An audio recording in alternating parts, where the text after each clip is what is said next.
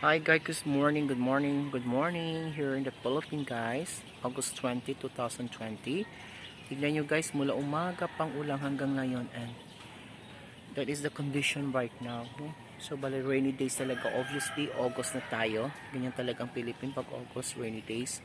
Pero ang ulan mula kanina umaga pa hanggang ngayon. Ngayon lang siya nag-stop. No? Pero umaambon pa rin, kumukuha ko ng video na yon. So ayan guys, dilim pa rin banda doon. So wala silang walang good sunshine na 'yon, no? But anyway guys, thank you for watching, and if you have time, please subscribe my YouTube channels and don't forget to hit the notification bells. And if you have a comment, just comment below. Okay? Have a great day guys. Ingat po kayo. Good morning. Thank you.